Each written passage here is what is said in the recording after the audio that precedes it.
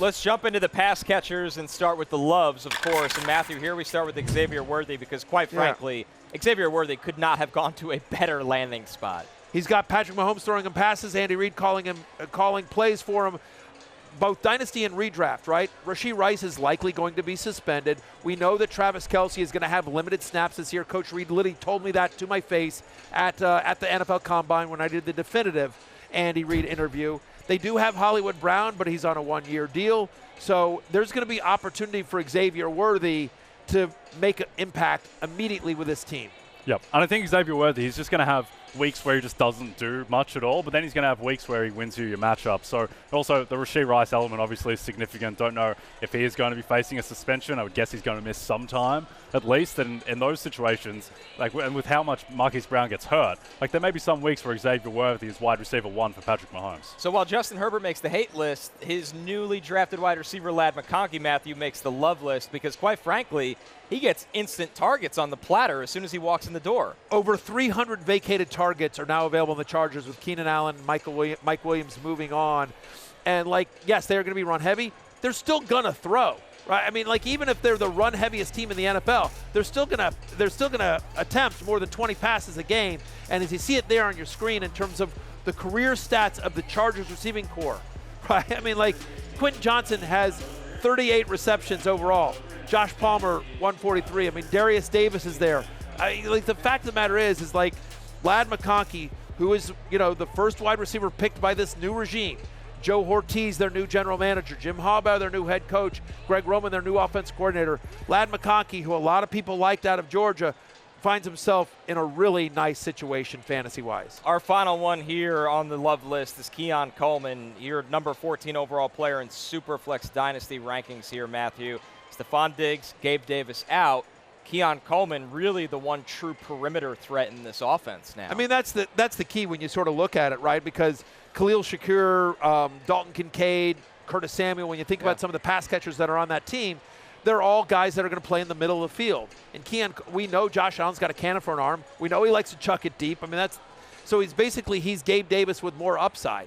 I think he's got better fantasy potential than Gabe Davis showed, the inconsistency that he had there in Buffalo. But basically, there's 241 targets vacated from Stephon Diggs and Gabe Davis with leaving Buffalo last year. So over 240 targets available now for Keon Coleman, who becomes the deep threat for Josh Allen and one of the best offenses in the NFL. Jay, as we look at Diggs and Gabe Davis side by side here, there's just so much to go around in this offense that Coleman walks right into. Yeah, I mean, it's a lot of responsibility for a guy who might need to be wide receiver 1 for Josh Allen. But to me, the thing with Josh Allen is that, like Mahomes, he is such a unique quarterback where so much of his best work comes outside of structure. What do you think, Connor, about Keon Coleman and his ability to kind of work in chaos? Well, he's a big-time leaper. He's really strong. He made plays some of the best plays above the rim in college that you'll ever see, but I didn't think he was consistent. That's what worries me. He's not a consistent separator. So when Josh Allen runs around for 10 seconds, can Keon Coleman make big plays? Yes, I thought a lot of his plays were off of screens and go balls and fades. So it's everything in between, Jay, that I'm a little concerned about. But to be fair, Khalil Shakir is somebody that can handle, stuff like that. Dalton Kincaid, as we've talked about. They have players that they might be more confident in. Don't underestimate Curtis Samuel. Right. Don't underestimate Curtis Samuel. 1,000%. But yeah, Curtis Samuel's going to be a nice sleeper this year. I think Coleman will be a little bit overdrafted because of what people are thinking. This is a guy who loves Keon Coleman. You can see it right there in his face. That's not true. But they're walking the horses around, Connor. This is what's going on. This is what they do. They walk them around. It's great play-by-play. Yeah, first race at 12:45. That will be going on behind us. So if you want to watch the race and not just us, well, stick around for just a little bit more. A couple more loves on the pass catcher list, Matthew. The honorable mentions. Jermaine Burton. Yeah, look. Talk about upside. I mean, look, T. Higgins is on a one-year deal, and who knows if he starts the season with Cincinnati. Jermaine Burton, the question's never been the talent. It's been the off-the-field issues. Can they keep him on the straight and narrow? We've seen the Bengals draft other players in similar situations where there's been off-the-field concerns, and they've gotten productive football out of them. So Burton, who, if it wasn't for those concerns, would have been drafted much higher, Top now 50. goes to an offense that's quarterbacked by Joe Burrow, that doesn't have Tyler Boyd anymore, and at least within 1 year likely won't have T. Higgins, and maybe at the start of this year. So love the dynasty landing spot for Burton. and certainly there's a scenario where he's the number 3 wide receiver to start the season. Jay, a couple more we showed on that list. Jalen Polk, Troy Franklin, Roman Wilson before we get to the 2 tight ends. Who's intriguing out of that trio? I think Roman Wilson, just because he's got what the Steelers typically do with wide receivers. And I think with all these guys, the good thing is that when you want sleepers, you want guys who are in situations where there's just a lot of opportunity. Like any of these guys could emerge to be a top 1, top 2 option on their given team. But Roman Wilson, I think, also as well with the Steelers, just the fact that they have 2 rolls of the dice at quarterback. Like if it's not working with Russell Wilson, then he's bringing Justin Fields. So I think that Roman Wilson, and I'd say that he's relatively ready to produce in the pros with the type of player that he is. Troy Franklin dropping was a surprise, but given the being reunited with his college quarterback in Bo Nix and a coach in Sean Payton that wants to push the ball down the field, that's kind of interesting as well. I think so too. And then Jalen Polk, I mean, New England, somebody's got to catch the ball, right? And Polk works really – I think you wait for Polk when Drake May starts to play because Polk is so good across the middle of the field. That's what Drake May is good at throwing. How about the 2 tight ends there, Matthew? Ben Sinnott goes to your Commanders and Theo Johnson goes to the Giants. I like you asking me about tight ends as we see a couple of horses' butts walking there on the screen. Nice job there. Well done. It's good producing. Connor Rogers is absolutely – look, both guys have opportunity, right? We always talk about this. Fantasy success comes from both talent and opportunity. We like Sinnott, and now he goes to Washington where the depth chart is Zach Ertz, John Bates, Cole Turner. Kingsbury likes to use the tight end. Zach Ertz, many years ago, more productive, less injured.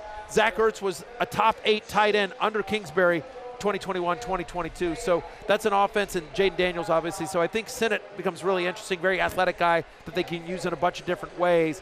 And then you mentioned Theo Johnson. Rumors are right now that Darren Waller is going to retire. That hasn't been announced officially, but a lot of rumors in the New York media, which you cover, that Waller is likely hanging it up. And so suddenly Daniel Jones has, look, they don't have a lot there. They've got friend of the podcast, Jalen Hyatt. They got Malik Neighbors, which is nice, but now here comes Theo Johnson as a nice pass-catching tight end for Daniel Jones that we know he likes the middle of the field. A couple pass catchers that make the hate list here as we look at this, Jay. Roma Dunze, Brock Bowers, Adonai Mitchell, Gabe Davis. I think when you look at this group, the question is the opportunity good enough for all of these guys? Yeah, particularly with the Dunze, which, long term, it's a fantastic landing spot to be paired with Caleb Williams from the get-go. But, I mean, he is a heavy favorite to be wide receiver 3 on that team. It's probably going to take an injury, likely to Keenan Allen, who does get hurt a bit, for Roma Dunze to really step up in that spot. Adonai Mitchell, like that team, the Colts, they're just going to run the ball a ton between Jonathan Taylor and Anthony Richardson and Michael Pittman fairly entrenched as wide receiver 1. Matthew, what do you think of the Brock Bowers situation there? A little convoluted. Yeah, real head scratcher there to go. You don't love it's Brock Bowers was the number 1 tight end, an elite prospect, but just going to a situation here that's as bad a situation for Bowers, I think, as could have happened in terms of he goes to the Raiders, who needed a quarterback, didn't get a quarterback, right? They're going to go into the season with either Aiden O'Connell or Gardner Minshew under center. We know they want to run the ball. We saw what Antonio Pierce did once he took over as head coach last year. Heavy Zamir White, play good defense, try to get out of there. And then you think about who else he's competing for with targets. He's got Devontae Adams. He's got Jacoby Myers and Michael Mayer, who, Bowers immediately comes ahead of Michael Mayer. We've talked about this. They play different positions. They're both tight ends, but they play different positions. I think you'll see a decent amount of 12 personnel, but still, Mayer's a nice prospect. Last year we liked him a lot. Right. Devontae Adams, Jacoby Myers.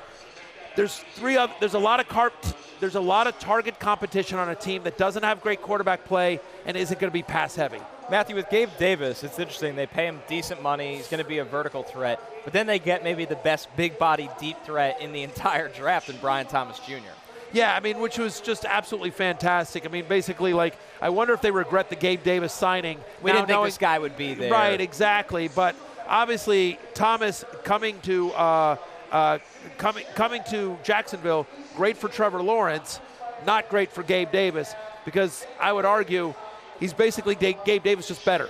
Faster, more complete pass catcher, in my opinion, at times. I think it's one of those situations where it would be a matter of time before he takes over, Jay. Yeah, I think so. And also, Gabe Davis is solid, has a decent pedigree.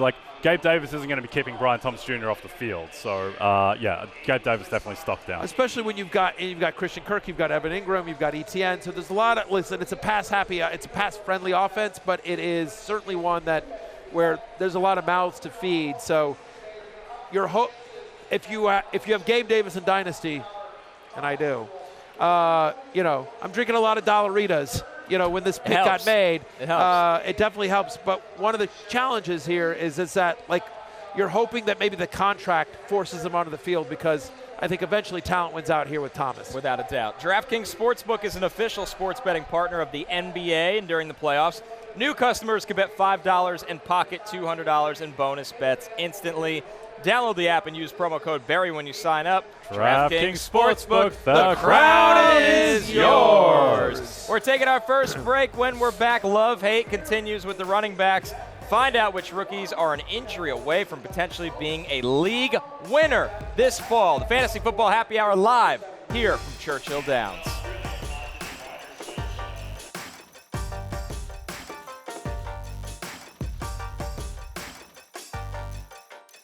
Hey, it's Matthew Berry from NBCSports.com and RotoWorld.com, and I want to thank you so much for watching whatever it is you just watched, or if nothing else, being too lazy to click out of the autoplay after this video started, after whatever it is you actually wanted to watch finished. But now that you're here, I'd like to take a moment here to ask you respectfully now, okay? I'm asking you respectfully to subscribe to the NFL on NBC YouTube channel. You'll get the latest RotoWorld fantasy news headlines, all sorts of great shows, including my own Fantasy Football Happy Hour. So go subscribe now. Again, I'm asking respectfully.